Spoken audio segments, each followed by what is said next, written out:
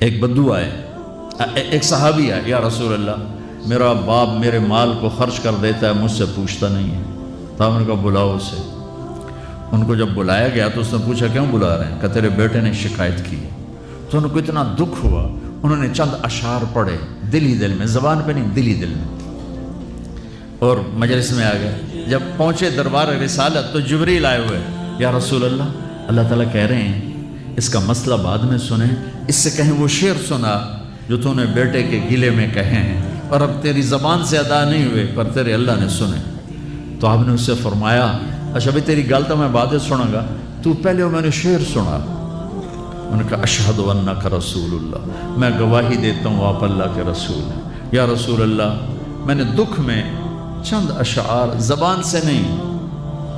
دل ہی دل میں دہرائے تھے اور آپ کے رب نے عرشوں پہ سنا، واقعی آپ کا رب بھی سچا اور آپ بھی سچے۔ آپ نے کہا کیا کہا تھا؟ کہا میرے بیٹے جس دن تو پیدا ہوا ہم نے اس دن اپنی ذات کے لیے جینا چھوڑ دیا،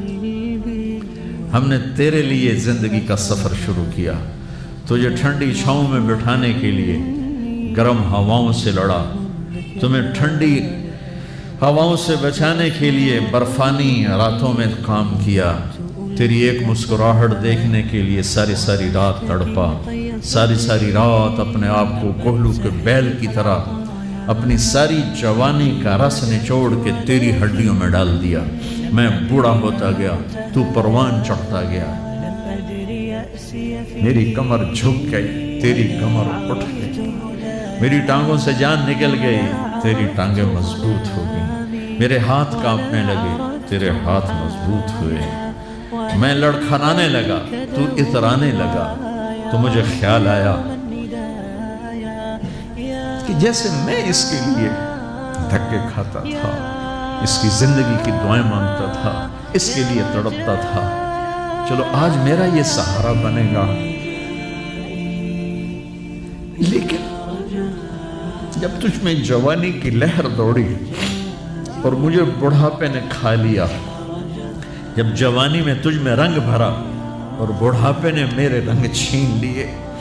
جب جوانی نے تجھے سیدھا کیا، بڑھاپے نے مجھے ٹیڑھا کر دیا، کمر جھکا دی، تو ایک دم تو مجھے ایسے گھور کے دیکھنے لگا، تیری آنکھیں ماتھے پہ چڑھ گئیں اور تو مجھے یوں دیکھنے لگا جیسے میں نوکر ہوں، تو باپ، تو مالک۔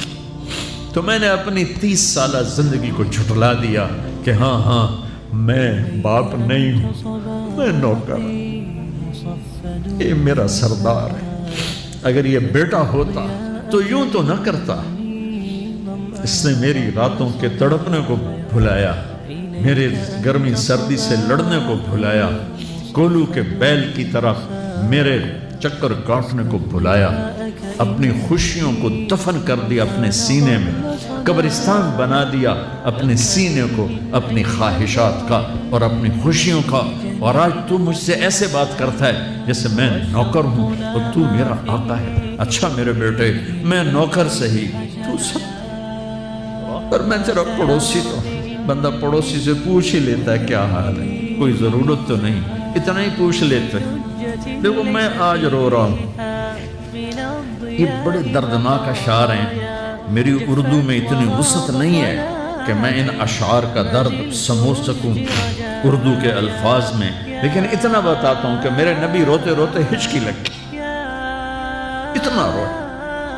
آپ نے اس بچے کے گریبان کو یہاں سے پکڑ کر دفع ہو جا، میری نظروں سے دور ہو جا، انت و مالک لابیک، تیرا سب کچھ تیرے باپ کا ہے، یہی باپ آج تمہارے ہاتھوں ذلیل ہو رہے ہیں۔